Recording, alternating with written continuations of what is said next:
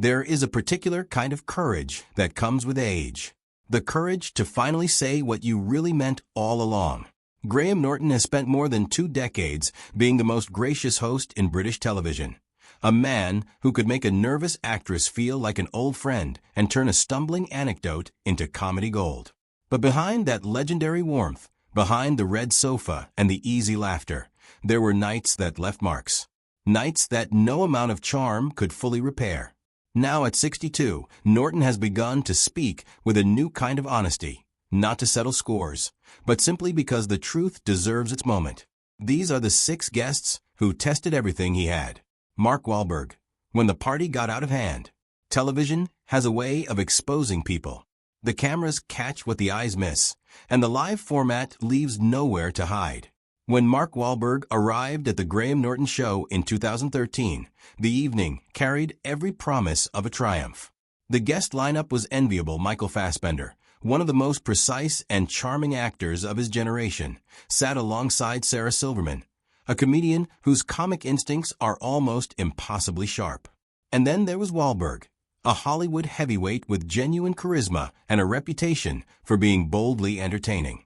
What unfolded, instead, was something nobody had prepared for. From his very first moments on the sofa, Wahlberg seemed untethered. His energy was too large, too loose, spilling in every direction. The audience laughed at first, reading it as high spirits. But as the segment wore on, it became something else entirely. He was interrupting Fassbender mid-sentence, talking over Silverman's punchlines, and steering nearly every exchange back to himself with the determined energy of a man who had forgotten where he was. Norton, whose gift lies in making every guest feel like the center of the universe, found himself quietly sidelined on his own show. Then came the moment that nobody forgot. Without any particular warning, Wahlberg rose from his seat, crossed the small distance between them, and settled himself squarely onto Norton's lap. He slung an arm around the host's shoulders and laughed at something that only he could hear. The studio audience responded with a kind of nervous laughter that lives somewhere between amusement and genuine discomfort. Norton kept his composure with the discipline of someone who had been doing this for 20 years, smiling through it, gently redirecting, looking for any foothold that might bring the conversation back to solid ground. But his eyes told a different story. Norton later confessed that by the time the cameras stopped rolling, he was utterly spent. It was the kind of exhaustion that sleep doesn't fix. Robert De Niro, the legend who said almost nothing. There are guests who are difficult because they demand too much of a room. And then there are guests who are difficult because they refuse to give anything at all. Robert De Niro fell firmly into the second category, and his appearance on the Graham Norton Show became one of the most quietly grueling hours in the program's long history. De Niro's reputation for privacy was no secret. He had built a career on disappearing so completely into his roles that the man himself remained almost mythological, a figure glimpsed only through the characters he inhabited. Norton, understanding this, approached the interview with characteristic sensitivity, keeping his questions warm and conversational, leaving plenty of room for the kind of relaxed aggression that the show does so well. What he got back was almost nothing. Brief answers, careful pauses, a polite but immovable distance that no amount of wit or warmth could bridge. At one point, after yet another exchange that ended before it really began, Norton looked at his guest with a kind of affectionate exasperation and said simply that this was hard work. The audience laughed because there was nothing else to do.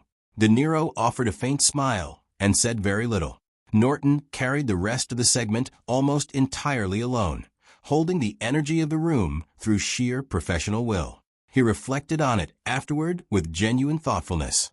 Some people simply don't enjoy being in that environment, he acknowledged, and that's entirely their right. But when you're live in front of an audience, you have to make even silence look intentional. The De Niro interview became a strange kind of television legend, not for what was said, but for everything that wasn't. Harvey Weinstein, the warning nobody read in time. There are episodes that change meaning after the fact. Moments that felt one way when they happened and carry an entirely different weight once the world knows what it eventually came to know. Harvey Weinstein's appearance on The Graham Norton Show belongs to that painful category. At the time, Weinstein was still the most powerful producer in Hollywood, a man who could make or break careers with a single decision.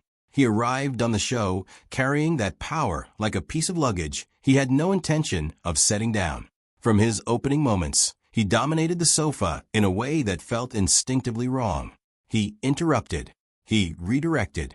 He steered every conversation back toward himself with the practiced ease of someone who had never once been told no. Norton's famous warmth, the quality that defines the show's atmosphere, seemed to have no effect on him whatsoever. The room felt different with Weinstein in it, heavier, somehow, and less free.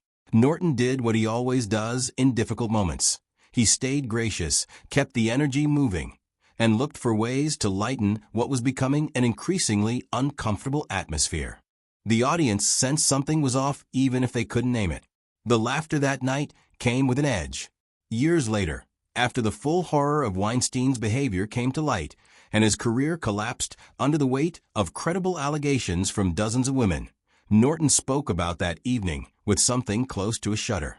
He said he had no idea at the time, but looking back at it, everything made a terrible kind of sense. That episode sits differently now. What once seemed merely like an unpleasant interview reveals itself, in hindsight, as a portrait of something much darker, wearing a confident smile. Mickey Rourke, absence in plain sight. Mickey Rourke's career is one of Hollywood's most extraordinary stories. A blazing early talent, a long and painful disappearance, and then a comeback so remarkable it earned him an Academy Award nomination and reminded the world of everything he was capable of. When he appeared on The Graham Norton Show, fans hoped to see some of that fire up close. Instead, they witnessed something far more unsettling. A man who seemed to be somewhere else entirely, even as he sat 2 feet away from the host. From the moment Rourke took his place on the red sofa, the signals were plain. His posture was closed. His gaze was distant. When Norton spoke to him directly, he responded in fragments, words that sometimes connected to the question and sometimes drifted off in directions nobody could follow. Norton, who has coaxed warmth out of some of the most reserved people in the entertainment world, deployed every tool at his disposal. He asked about films. He asked about boxing. He tried gentle humor, then genuine curiosity, then simple, direct conversation. Nothing opened the door. At one point, Norton made a joke that landed well with everyone else in the room. Rourke simply looked away. What remained was an interview built almost entirely out of absence. A producer who was present that night later recalled it as one of the most draining experiences the show had put anyone through. You could see it in Norton's face by the time the segment ended. A particular kind of weariness that had nothing to do with physical tiredness. He reflected on it afterward with characteristic generosity, noting that Rourke wasn't rude and wasn't cruel. He simply had nothing to offer that night. But for a host whose entire gift is human connection, that emptiness was its own kind of impossible challenge. Kevin Costner, all gravity, no lightness. There is a version of Graham Norton's show that runs like a brilliant dinner party. Overlapping stories, sudden laughter, confessions that surprise even the people making them. It is loose and warm and genuinely unpredictable, and it is entirely dependent on everyone present being willing to play. Kevin Costner, when he visited the show, was not willing to play. Not out of hostility or arrogance, nothing so dramatic as that. He simply arrived as a different kind of person entirely, built for a different kind of occasion. Costner has always carried a natural gravitas. It is part of what makes him compelling on screen, that sense of steadiness, of a man who takes the world seriously. On Norton's sofa, however, that quality became a kind of wall. Every question Norton posed was answered with measured calm and careful thought. When the other guests laughed, Costner watched with the expression of someone observing something mildly interesting from a respectful distance. When Norton pushed toward playfulness, referencing classic films, inviting self-deprecating humor, Costner engaged politely but never quite arrived at the same address as everyone else. Norton has spoken about it since with more amusement than frustration, but the memory clearly stayed with him. He has noted that the show only works when everyone understands, on some level, that the whole thing is gloriously silly, and that the silliness is the point. Costner, he suggested, never quite received that memo. The audience that evening wasn't hostile. They respected him enormously.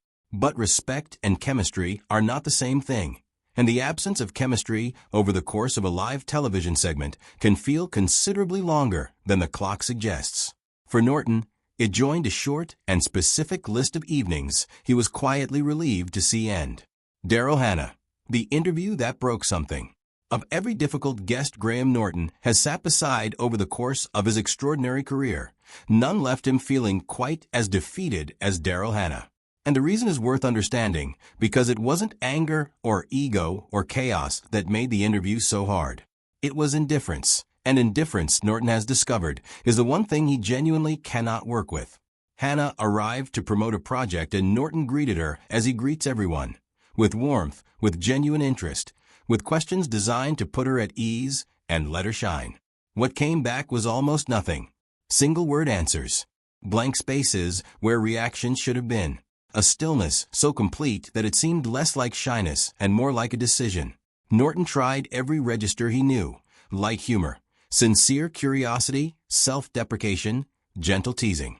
The other guests on the sofa that night grew visibly uncomfortable as the one-sided nature of the exchange became impossible to ignore. The audience shifted.